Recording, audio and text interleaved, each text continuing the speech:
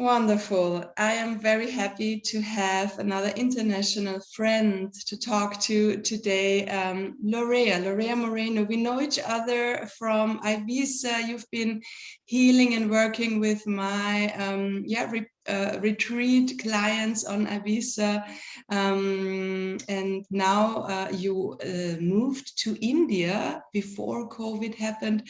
And you happen to kind of stick there and do your work there with all your heart and passion, as I can see on Instagram, etc. I follow you, and it's so empowering what you're doing. I want to talk to you in this video podcasts, Visions of Change, about spirituality, culture, India, of course, and what I'm really interested is this girl power there, how we can feature that. And yeah, you of course you come from a yoga practice also, and all these kinds of wonderful things. So thank you for your time. Thank you. Thank you for having me here. Namaste. Namaste. So thank you so much. It's a pleasure for me to connect with you again, to share this moment, especially in the distance. But this is the beauty of the online system. So Yes. Thank you so much, and I am very pleased. So first of all, I don't even know where to start because it has been a long journey for me here, already 2 years in India. And as you mentioned before, we met in Ibiza when I was working and saving money to be able to make this dream come true, because it was when I bought this from you. Yeah, actually. Exactly.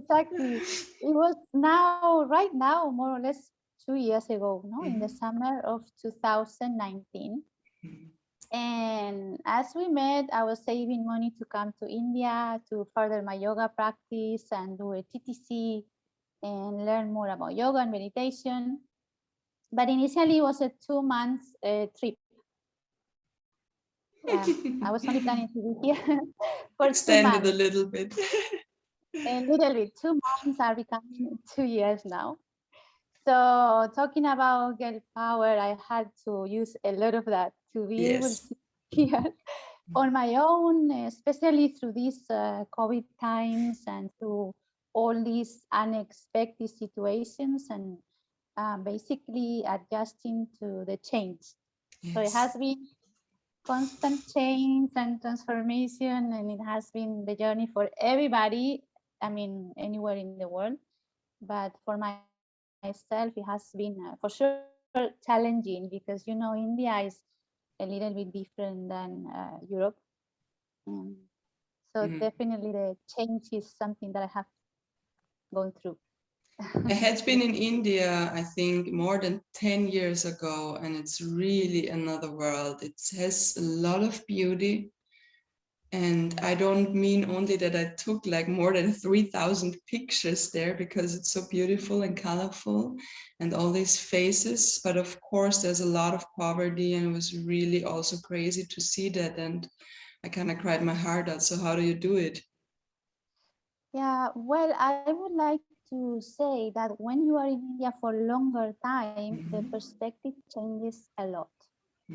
So my perspective of India before coming was kind of the same as the one that you get first 1 month. If you're in India for a month or maybe 2, you kind of see what you expected, what you thought. So you come for yoga and you see a lot of yoga, you visit temples, and then you see a lot of poor people.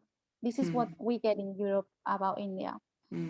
But as you extend and you transform your visit from tourist to kind of citizen, and I started to learn Hindi, and I started to understand the rules, how things work, and I got to meet a lot of Indian people.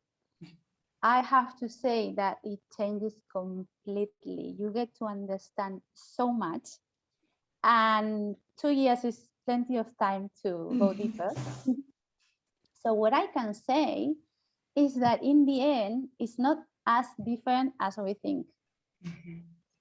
So my experience is that deep inside the courts, society moves the same as in Europe, related to politics, related to status, related to a lot of things. And if we talk about yoga, we could be talking about this topic for hours.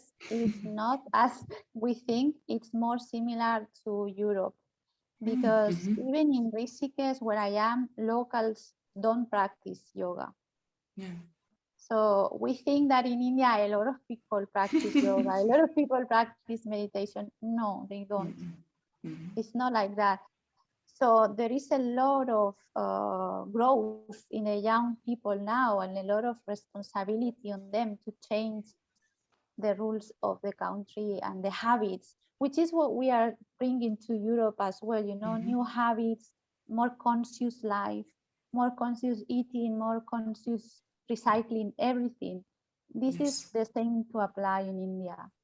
And this is what young people can do this, and they are doing. Nice. So I would like to just give my little perspective that a lot of things are very similar. However, it's a huge country. And of course, in many areas, it's less developed. So what we see in the news are just the extremes.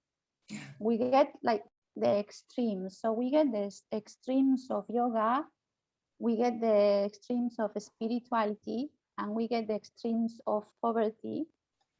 There are also the extremes of rich life in India, which is completely out of this world as well. So we only get the extremes, but normal life in India is not like that. So normal life in India is just more similar to Europe. As you said, it's a huge country, and of course, it's, I guess, also very different where in the country you are. If you're in a city, if you're in the countryside, of course, then along there would be differences, I guess. And then also the comparison. So I remember, because you were talking about recycling, when we were there, I saw a cow eating like a plastic sack or something, because there was a banana inside and it was just so much waste on the street.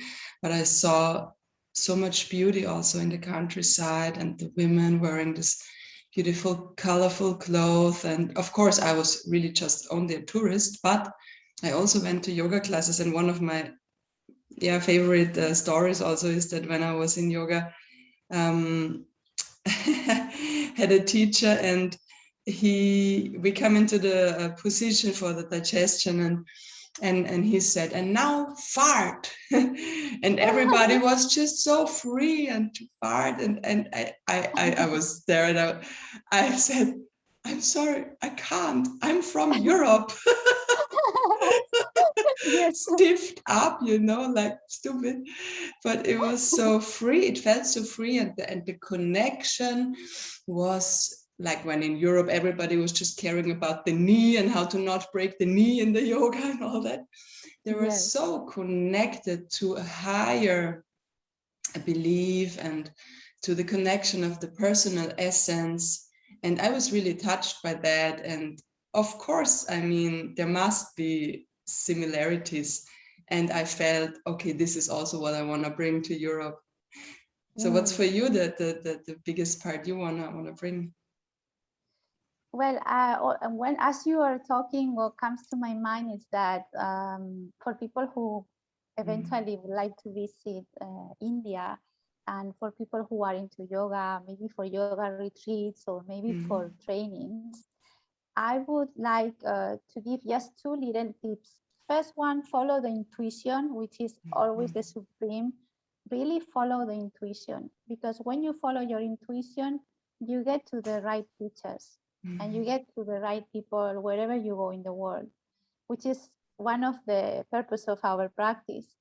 And another one would be, if you're not very connected to your intuition, or if you feel a little bit scared of traveling to India, it might be the first time, ask for feedback to really like trustable sources, like people who really know, maybe they have been to the same school. So get really good feedbacks, because you are very lucky, but it has become a huge business here. So there are so many schools that are becoming like factories kind of thing. So I would like to advise people to do this kind of, either research or strong intuition to be able to have a real good yoga experience, because that's what we want to bring to Europe. And that's also my approach, to have a very strong connection, like a holistic approach, mind, body, soul. But in India, traditional yoga is very much about the body, which for beginners might be a bit hard.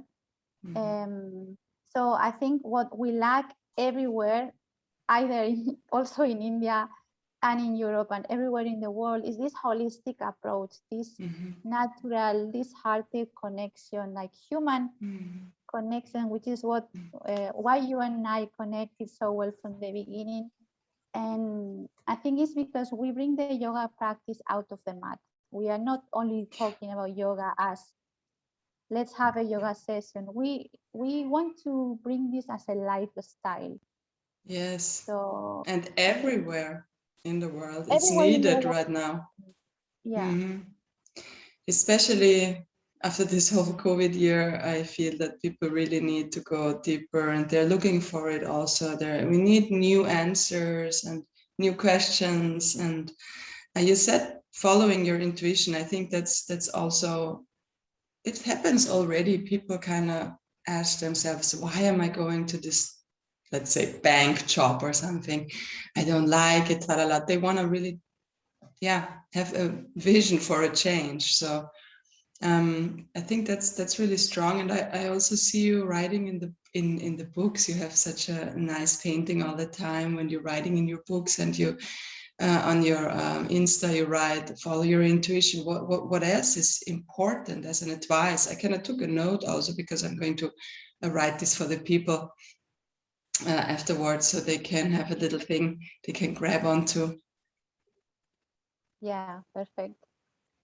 So what else would I like to add to this topic? Yes. Well, if I could add one tip, because I guess many people have this question of, okay, you talk about intuition, but what is intuition? Like, how can I do that? How can I connect to my intuition?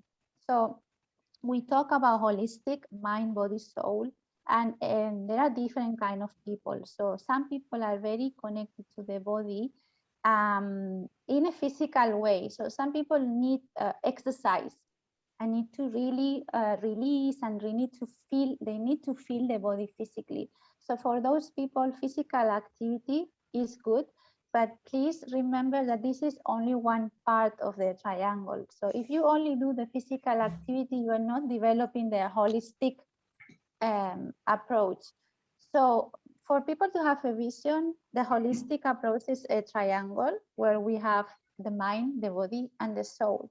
And when we connect the three of them through different practices, it's like intuition lives in the space in between. So it's like an invisible thing that lives in between this triangle. Whether you are stronger on one side or the other, if you move, so if you do a little bit of mindset, like journal, that's why I always promote journaling, mindset work. And I know you already use this a lot in your retreats and through your work. So I would like to say, work with a coach and work on your mindset, yoga, physical practice, and then meditation or anything that brings you to a higher connection, like silence or prayers, listen to mantras. So by using these different practices, you can start to listen to that invisible thing that is called intuition. And it's just basically a voice that only you know and only you can hear. And it's very deep. And also just one tip that has been amazing for me from one of my teachers who is a shaman. He said, if you have doubts, if it's, I just know, I'm not sure, that's not intuition. Intuition is like a hearted call, like it pushes you. It's like a yes. There's no maybe, no, it's like you just do it. Like Yes. you just buy the ticket, you just go there, you just wait for that person, you just it pulls you. It's like a clear command from your soul. It just comes out naturally. So yes, I know this feeling. We were talking about it also when we had a dinner in Ibiza. I remember you said it has to come also from the belly. It feels like, yeah, it's a total yes. There is no doubt. It's just like a third dimension. You just know it, right? Exactly. I remember this. I don't know, maybe we could share this little bit about this exercise. Or whenever you have time as well, you might develop it as well a bit more. But I remember that I was sharing with you this exercise of really connected with a place that is between the solar plexus and the sacral chakra, more or less, and the navel. And for people who are a little bit familiar with these practices, or if not, they can try anyway, to close the eyes, inhale, and ask a very clear question that will have either a yes or a no answer. So when we do this, and I call it inner pendulum because it gives you very clear, you send your breath to this area, you connect there, and this is like a very clear, a yes or a no.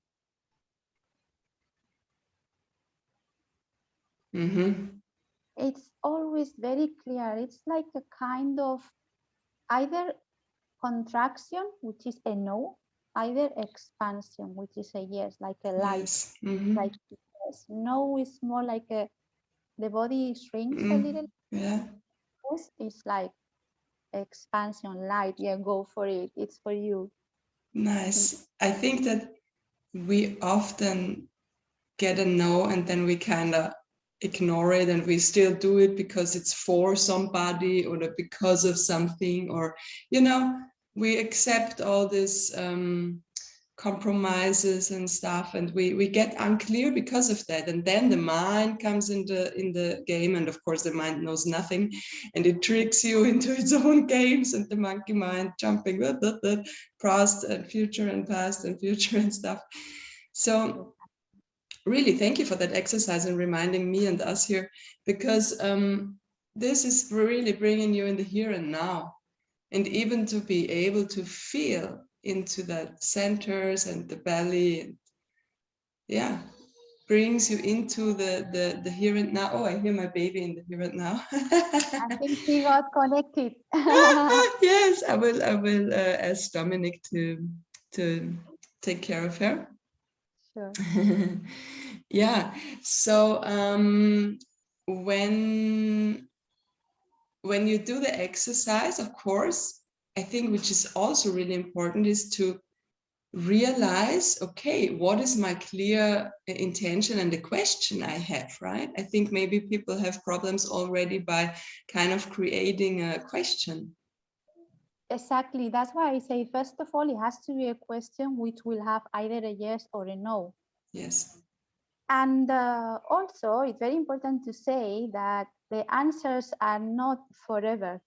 As you mentioned, it's here and now. So for example, let's say that if I ask, am I ready to go back to Europe? Now it's going to be a no, because I am in India and I don't have a ticket and I'm not completely ready. But it doesn't mean that this no is for tomorrow, or in 2 hours, or in 2 weeks. And this is the problem that we have with the mind, that we give ourselves answers and forever, and we push them, like we punish ourselves. Oh, but I committed to go out with this friend on a Saturday, and then on Saturday you don't feel like going, you don't want to go, and you are very unfaithful when you go for whatever reason. And if it's like especially a major reason, and your body keeps saying no, no, no, no, because we extend the answer too long, and we don't have this flexibility of saying, like, maybe today actually I don't want to, but tomorrow. Yeah, that's So the kind of flexibility. Yes, but how does it then maybe be like a conflict with your values? Because one of my values, and I see exactly that point, I made an appointment and then I stick to it because I promised to somebody, because my value is and which I would love from others also, that they have, I don't know in English now, but the value is, when I describe it, that okay, once we agreed on something, let's both do it. And so like a reliability, you know, so that not everything is in the total chaos. Do you think that when we all do this, that there is going to be like a kind of a new order and not chaos? Yeah, I think calling it a new order is a beautiful word, because as you are always talking about change, that's what we need. We change because we can't stick to the old patterns. I always say to people, what is more important when you meet a friend? That the friend is on time at 10 o'clock, or that you actually enjoy the hour that you spend with your friend? Yes. What is more important? Like, is it so important that your friend is on time? Is it not more important that even if the friend is a little bit late, or you are a little bit late, let's say, that you have a truly beautiful connection during that hour, where you're not blaming each other, where you are like, good, now we are arrived, we are fully here, we really want to spend this moment. And what if it's a business meeting? We have created this world of that business has to be like this, different, because it's business. But why? Why do we stick to that kind of old mindset? Of course, there is commitment and there is integrity, and be like chaos And respect. And respect as well. But we are all different. So sometimes any inconvenience might happen. And I could tell you that I saw somebody Spanish, and there is a magician Spanish who became very famous. And he's doing speeches. He talks a lot in Spain, motivational speeches. And he said, one day I had a very, very important meeting that could change my life, and I was sick.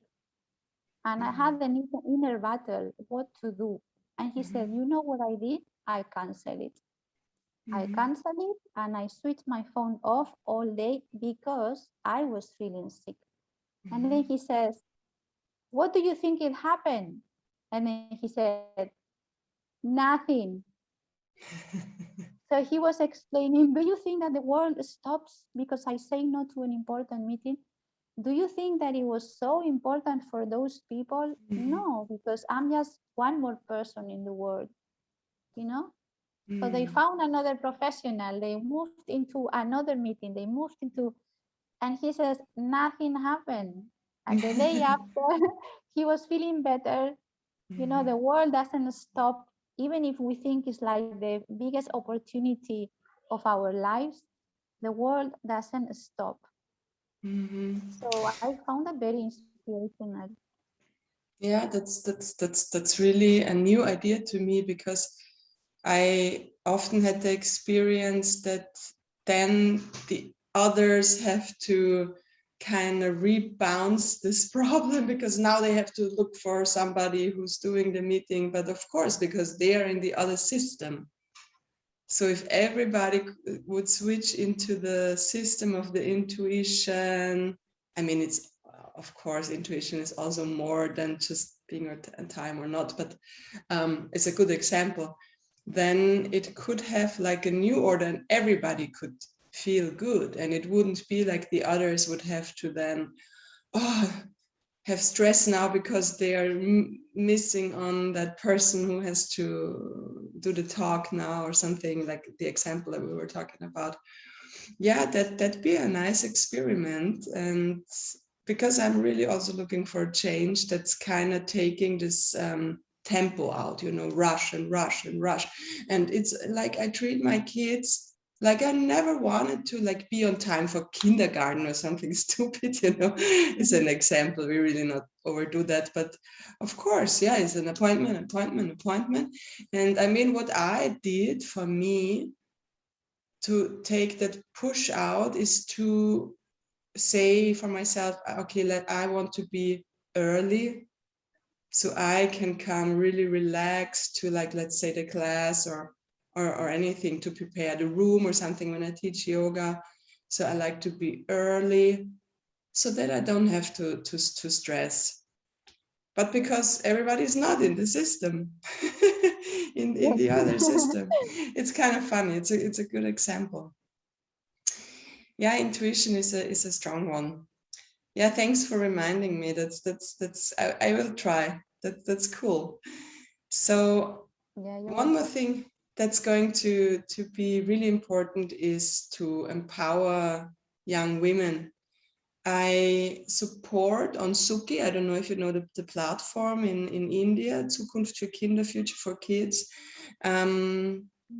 Kids in India to go to school, to be able to go to the doctor and have clothes and so on and so on. So organization from Austria that I support in India. So I see you post when you dance with the girls and the guys. Tell me about that live. How is it? What did You might India be able develop? to see. Yeah. Some kids are right now shouting. Yeah. Yeah. So actually, when I stayed here due to COVID, at the beginning, I was very involved with the work with children. Mm-hmm. And I was very active. I supported a new project to build like a little school so the kids could still have education, because kids here haven't been to a school for, let's say, nearly 2 years. They have just recently joined school. Yeah. And we had a lot of meetings and discussions. So, of course, thanks to a lot of people in Europe who sent donations, I could do a lot of things for them. I bought a lot of materials. I found other volunteers and we bought yoga mats, painting materials, snacks. So for many months, I was fully involved in this yoga, mindfulness. And what I found in India, what I found is that there is a lot of lack of mindfulness here, meaning, and also yoga and meditation for the kids. There is a lot of lack of this service in India. And I mean, talking about the poverty is a long topic, because when, as I said, when you are here, there are areas where kids don't have education or they live in a very poor conditions. However, they are rare to find. They are not so common to find. They usually live in a very, out of the city kind of thing, like slums. Yeah. No? Slums. So, for example, these kids that I visit many times, they live in the slums, and I like to support the family. They make jewelry, so I bring friends to buy the jewelry. So one of the things that I have learned in India is not to give money just because we think they are poor, more to bring these values, this mindfulness, these values, like, so the kids can learn yoga, they can learn painting, they might be creative. Other kids will be good in maths, so they need support. Other kids, they need English. So anything through different NGOs, anything that is given to them as education, I think this is the main point. This is what they need the most. They need this education of learning how to survive. Not that, we are poor, we need money. Yeah. No, No. they need to get empowered like this from very Yeah. early stage, and to bring a new mindset. I would say that this is one of the biggest things that I hope most of the NGOs bring to India, because it's very needed here. Yes, I think also it's a question of mindset to empower more than to have like pity or something, because that's not empowering. Nice. So how can we find you online, and also you and your work with the healing and the intuition work, and also how to support you in the projects in India online? How can we find you? Well, first of all, you can find me in my website under my name. Maybe you can spell it or write it Yes, I down, because will. I it's a will also Spanish write the link name. in there. Yeah. So Lorea.Moreno, but Spanish spelling. Yes. And that's my Instagram, where I am sharing about meditation, about not so much about yoga. Like in my Instagram, I'm more focused on meditation and everything related to the chakras. So I share meditations about the chakras, journaling prompts as well. So to bring all this kind of inner work and inner connection, and also about mindset. And in my stories, I post a lot about daily life in India, which is what people find, you know, this cow eating the kids. When I go to play with the kids, I post all this in my stories as well, which are very welcome to follow. And also, I would like to say I'm very focused on healing. So there is a link in my website for the new project where that I am developing, which is called Pendulum Healing Academy. And these are the courses that I will be launching soon to teach people how to use the pendulum as a healing tool, but also these tips that anybody can practice. Doesn't need to connect with the body. This holistic approach that I always share.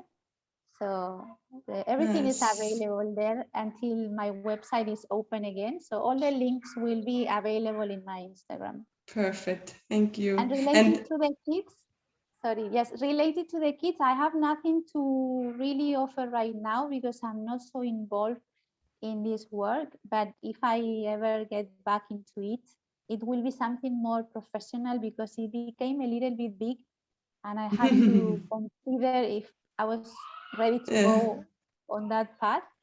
So I'm taking a break now, and I will make sure that I promote it. If hopefully one day I can maybe start an NGO or something, or school or something else. Nice. Well, Lorea, thank you so much for your time, and we want to support you. And also, please bring your journals to my next Ibiza retreat or retreat, wherever. I really dig your work so much, and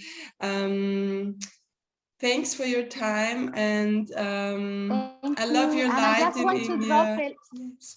I want to drop a little vision to the universe, as we might share retreats with my journaling work or meditation, intuition, whatever is appropriate for both of us, either in Ibiza or in India. Let's open a new vision option. Up there, Yes. you know? So you can travel here with your family and get to see this kind of life that is not so touristic, and maybe bring some people, you know, in a safe container, so they feel safe, and explore a little bit more about yoga and lifestyle as well, which is, you know, why not? Thank you so much. Thank you so much. Always a pleasure to connect with you. Namaste. Namaste. And yeah, for you out there watching, join Lorea's work and also come to the Change Vision Academy. We're talking about meditation, learning how to meditate there online. You can also contact me for one-to-one sessions, and yeah, dig a little deeper. We can still talk. I'm just going to stop the recording.